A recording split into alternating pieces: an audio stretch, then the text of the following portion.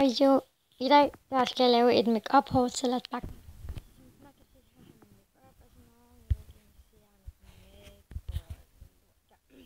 Det her nedenunder, det er sådan, hvor jeg har nogle af mine forskellige ting fra min lipgloss, lipstick, øjeskygge og et muligt lort der. Og det kan jeg ikke lige vise, fordi jeg så skal tage noget ned og sådan noget lort. Sådan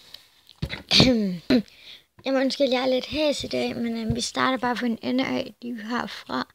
Jeg har min læbestift, 2 læbestifter her, en fra Metas og en fra min mor har givet mig. Så ja, og så har jeg mine labelloer sådan hele vejen herop. 1, 2, 3, 4, 5, 6 labelloer. Så ja, det er fint. Så ovenover den der har jeg sådan 2 lipstick. Den ene, den kan virkelig godt lide, for den er rigtig brun i det, og sådan Sean White, den er jo. Au. Ja. Den er sgu. Og dem har 2 af, jeg har en i pink og lidt mørkebrun. Her, der har jeg så min børste her, så man bare kan tage op her, og så kan man bare lukke den igen. Jeg har noget fra MAC, og det er det er den her fra MAC, det er en brown set, altså det er sådan brown ting til øjenbrynene.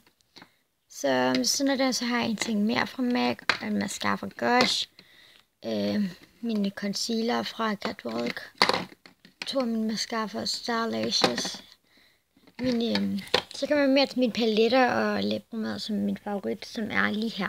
Så det jeg mest bruger, det er her, og I kan lige se det. Det første jeg har, det er en BK Deluxe øjenskyggepalette, som jeg har brugt enormt meget, som jeg har fået af min veninde.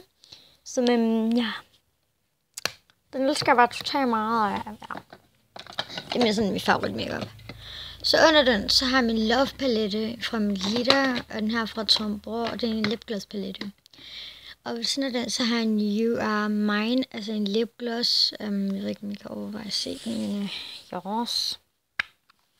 Det skal være sådan noget helt normal lipgloss. Jeg har kun brugt den én gang desværre, men den er altså rigtig god, og den dufter skide god.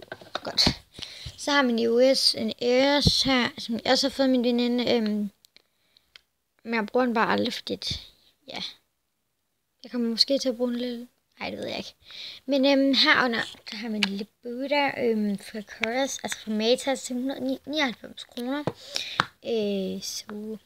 Men jeg har fået den på sådan af min mor, fordi hun har købt den til mig sådan noget.